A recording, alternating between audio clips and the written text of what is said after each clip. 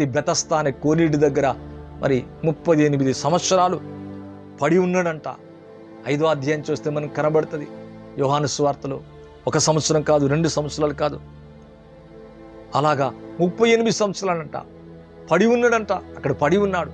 బెతస్తా అనే కోనేటి ఉంది. అందరు వెళ్తున్నారు, బాగవుతున్నారు, వెళ్ళిపోతున్నారు. వాడు అక్కడే ఉన్నాడంట. ఎంతమంది ఎన్ని రకాలుగా అని ఉండొచ్చు. ఈ దేవుని కలిగి ఉన్నావు, ఈ దేవుని నమ్ముకుంటున్నావు. ఏది దేవునికి ఏమైనా కనబడ్డా? ఏమైనా కళ వచ్చిందా? దర్శనం వచ్చిందా? లేదా నీ ముందు వచ్చిందా? నీకేమైనా కనబడ్డా? మరి ఎందుక ఇక్కడ ఉన్నావు? దేనికి ఉన్నావు? నమ్ముకున్నావు.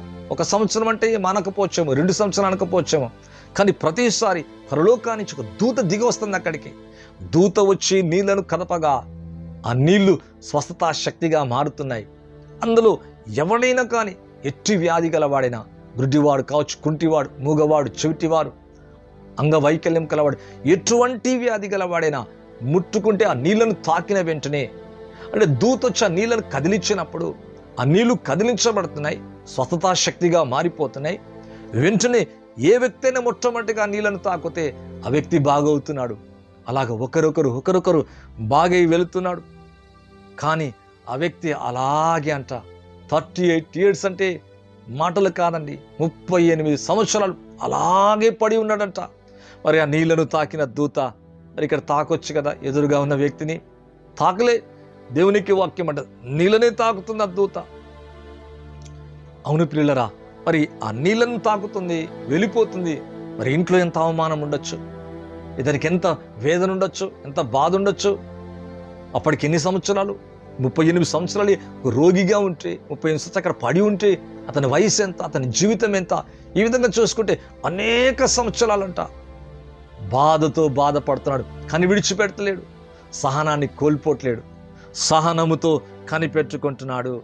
సహనాన్ని కోల్పోలే, అస్వస్థత చూచేదాకా పట్టు విడవలే. అప్పుడప్పుడు పట్టు విడవద్దు. అది 5, 2, 3. నీ భర్త కొరకు ప్రార్థిస్తున్నావా? మార్పు కొరకు ప్రార్థిస్తున్నావా? ఇంటి వారు రక్షణ కొరక, లేదా నీ పిల్లల కొరక, లేదా ఒక వాగ్దానం నెరవేర్పు కొరక, లేకపోతే నీ అప్పు తీర్చబట్ట కొరక, ఉద్యోగం కొరక, అదేదైనా కానీ ఒక స్వస్థత కొరకు ఈ వ్యక్తి అంత పట్టుదల కలిగి 38 ఏళ్ళ నుంచి చూస్తున్నాడంట, విడుస్తలేడంట. ఎట్లాకైనా ఈ దేవుని నుంచే, అంటే ఈ దూత నీళ్లను తాకినప్పుడు నేను వెళ్ళాలా, బాగవ్వాలా, బాగుపడతలే, కానీ విడిచిపెడతలేడు తన సహనాన్ని.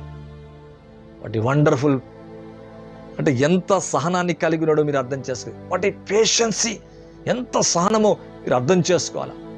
38 సంవత్సరాలు ఇంత ఆ దూత తాకిందో ఈ వ్యక్తిని తాకొచ్చు కదా, తాకలేదంట, ముట్టలేదంట. మరి అప్పుడు మరి అక్కడికి ప్రభువే వస్తున్నాడు. యేసే అక్కడికి వచ్చినట్లుగా చూస్తున్నాం. ఎంతకాలం వాడు ఎప్పటి నుంచో ఉన్నాడంట. మరి పడి ఉన్నవా అని చూసి లేచి నీ పరిగెత్తుకొని, స్వస్థపడగోరుచున్నావా, లేచి నీ పరిపెత్తుకొని నడవమనగానే వాడు వెంటనే లేచాడంట. బాగుపడిపోయినట్టుగా, పరిపెత్తుకొని వెళ్ళిపోయినట్టుగా చూస్తున్నాం. ఆ తదుపరి మరలా కనబడంటాడు, ఇంకా కీడు కలగకుండా నువ్వు పాపము చేయకము. అప్పుడు అంటున్నాడు, వాడితో అంటున్నాడు, అయ్యా ఈ కీడు ఎందుకు వచ్చింది తెలుసా, ఈ సమస్య ఎందుకు వచ్చింది తెలుసా, ఇన్ని దినాలు ఎందుకు ఈ సమస్య అట్లా వెంటాడింది తెలుసా? పాపమే. అవును, ఇంకా నీ కీడు కలగకుండా ఉండడానికి మరలా పాపము చేయకము. అప్పుడు కొన్నిసార్లు మనకు అర్థం కాదు, ప్రార్థన చేస్తూ ఉంటాం, కొన్ని సమస్యలు తీరవు, కొన్ని కష్టాలు పోవు, కొన్ని మరి సమస్యలు తీరవు, కొన్ని వ్యాధులు పోవు. పిల్లలు ఇక్కడిక్కడ పాపానికి ఆ శిక్ష పూర్తయ్యేదాకా ఇక్కడ దూతొచ్చి నీళ్ళని తాకుతుంది, కానీ ఈ వ్యక్తిని తాకుతలేదు. తాకగలడు దేవుడు, ముట్టగలడు. ఆ నీళ్లను తాకిన దేవుడు ఈ వ్యక్తిని తాకలేడా? వ్యక్తిని ముట్టగలడు. అక్కడే దగ్గరే కదా, నీళ్ళ దగ్గరే, కొంచెం దగ్గర లేగలేకపోతున్నాడు కదా, తాకొచ్చు, కానీ తాకట్లేడు. అతని యొక్క పాపానికి ఆ శిక్ష పూర్తి అయిపోయే దాకా అలాగే అక్కడే పడి ఉన్నాడు. ఒక దినాన ఆ సహనాన్ని చూశాడు. అదైపోయిన తర్వాత ప్రభు వస్తున్నాడు, లేచి నడవని చెప్పగానే వెంటనే వాడు బాగైపోయిందంట.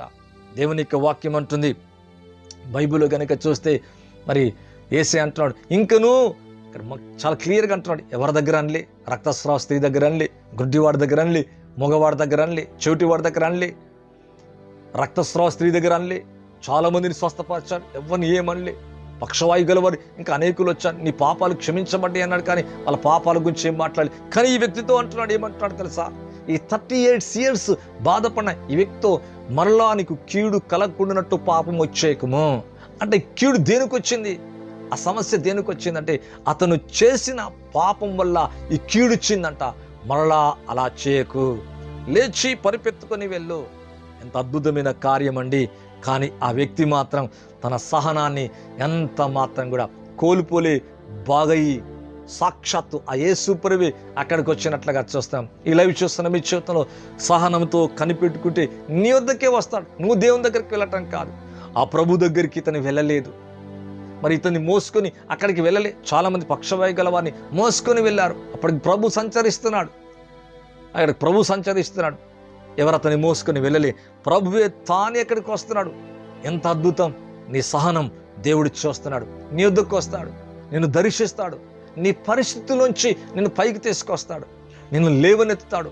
పేదరికమా, అట్టడుగుపోయావా, లెగలేకపోతున్నావా, నీ పరిస్థితుల్లోంచి బయటికి రాలేకపోతున్నావా, ఆ కష్టం నిన్ను విడుస్తలేదా, నువ్వు ఇక నీ సమస్య తట్టుకోలేకుండా అంటే సహించలేకున్నంతగా ఉంటుందా, వాటన్నిటినీ యేసు నామములో దూరము చేసి నీకు నెమ్మదిని సమాధానము కలుగచేయునుగాక.